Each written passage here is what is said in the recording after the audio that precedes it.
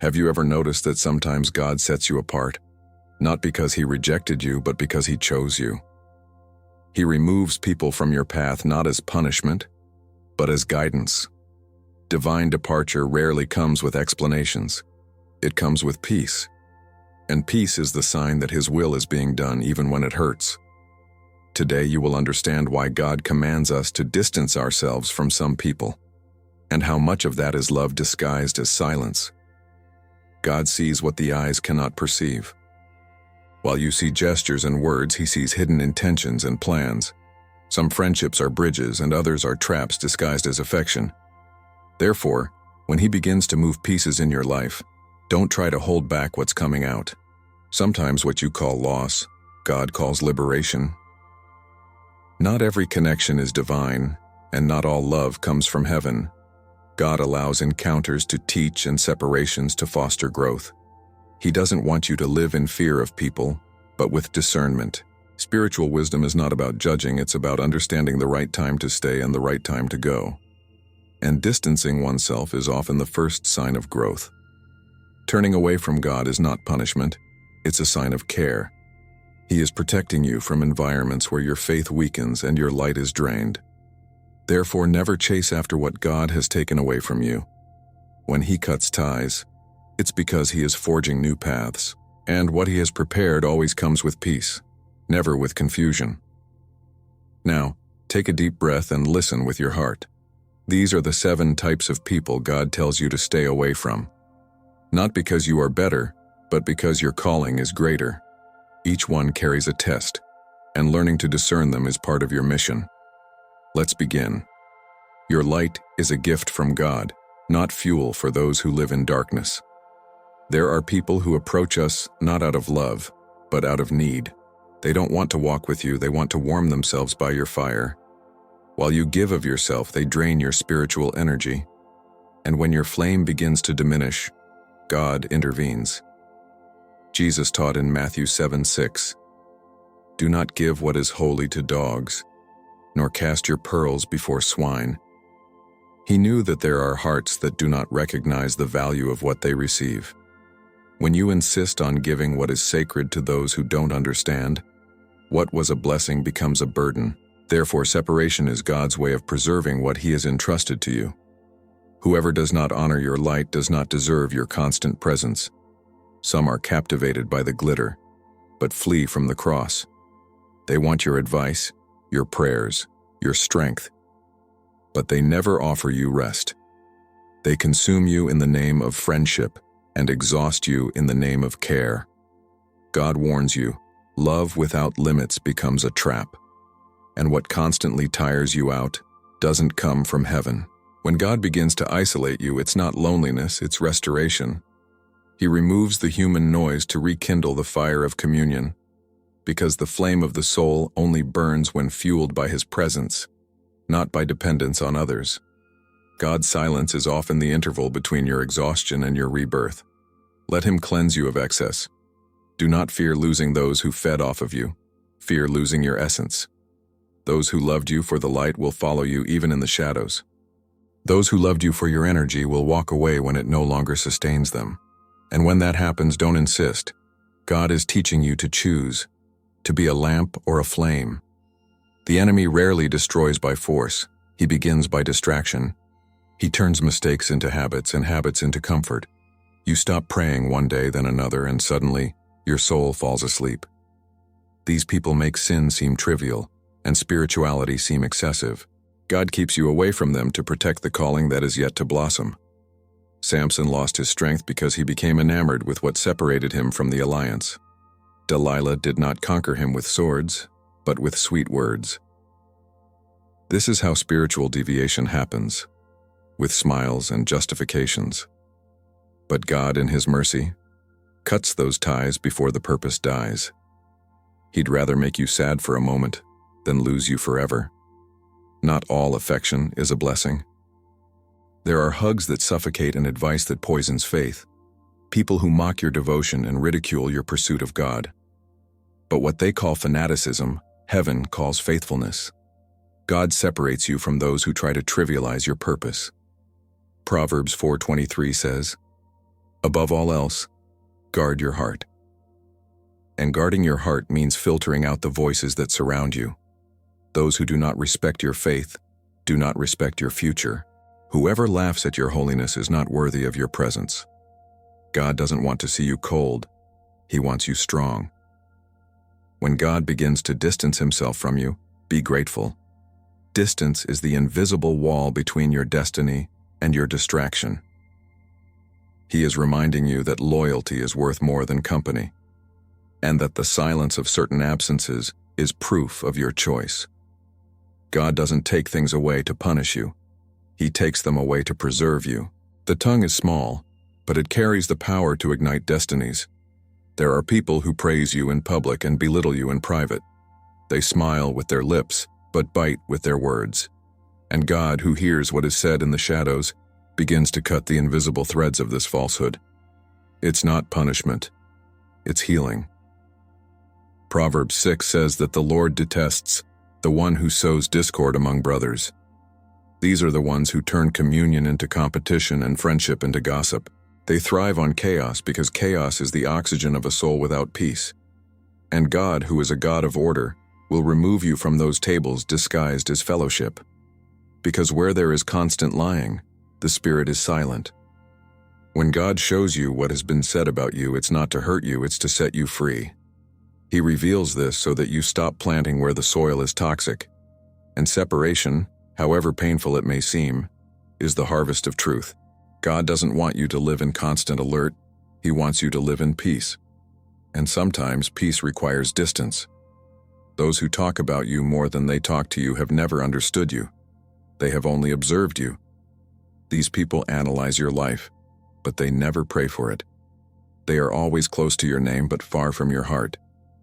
God exposes them, not to humiliate, but to cleanse the environment around you, because He only operates on pure ground. Learn this: there are people God doesn't want you to confront. He wants you to remain silent, because the silence of the righteous is more powerful than 1,000 justifications. When you are silent, God speaks, and His voice always echoes where gossip is silent. Let Him defend your name. Envy is not jealousy. It is spiritual discontent. It's looking at others and doubting your own blessing. There are people who rejoice at your beginning, but remain silent as you advance. God allows this to teach you to walk without depending on applause, because those who need an audience aren't ready for the desert. Cain and Abel had the same altar, but different hearts. One offered what was left over, the other, the best. And when God honored the true, the false was revealed. Comparison destroys love, and envy extinguishes the bond. Therefore, God cuts away what is necessary before it contaminates your gratitude. Those who compete with you don't admire you, they measure you. And those who measure too much lose themselves in the ruler. God exalts you in silence precisely to expose false hearts. He wants you to learn to recognize who truly celebrates your victories, because genuine joy is a rare gift, and God only allows those who know how to celebrate to remain around. The greatest spiritual falls stem from comparison. Those who constantly focus on what others have lost sight of what God is doing in them. And whoever tries to compare you to you in truth fears what God has promised you. Therefore, separation is an adjustment. It's heaven aligning your peace with your purpose. God wants you to walk, not to compete. And if someone distanced themselves after your victory, be grateful. The blessing reveals what time had hidden. God cleans up the mess behind the scenes before the next chapter, and what He took from your side you will not miss. It will make you feel light. Whoever left out of envy was never truly with you in faith. Peace is the purest sign of God's presence. When someone enters and everything becomes chaotic, the Spirit is giving you a warning. You feel your body grow tired, your mind heavy, your soul fall silent. And yet He tries to maintain ties that no longer bring lightness. But God tells you, what steals your peace does not come from me. Some people seem like walking storms. They arrive and the atmosphere changes. Where there is harmony, chaos arises. They are restless hearts, always seeking conflict, always hungry for attention. And if you stay there, you'll soon become part of the storm. Therefore, God teaches you to discern. Peace is a spiritual compass. 1 Peter 3:11 says, "Turn away from evil and do good, seek peace and pursue it." This includes distancing yourself from those who constantly drain your peace of mind. You weren't created to put out other people's emotional fires every day. God calls you to be a river of life, not a sponge for pain. Obedience sometimes means saying no without guilt. When God begins to remove these people from your life, your soul breathes again. Suddenly, the atmosphere becomes lighter, the mind returns to prayer, and the heart finds rest. This is no coincidence. It's deliverance disguised as silence. The absence of peace is the first spiritual warning sign, and every time she disappears, it's God calling you to leave that place. Peace is the language of God. Where He is, the soul finds peace. Where He is not, the heart is weary. Learn to recognize this language. It never lies. And if someone makes you live in constant conflict, God has already given you the answer. Stay away. There are people who don't seek you out. They summon you. They are not seeking friendship. They are seeking help. They're always in a hurry, always dramatic, always making promises.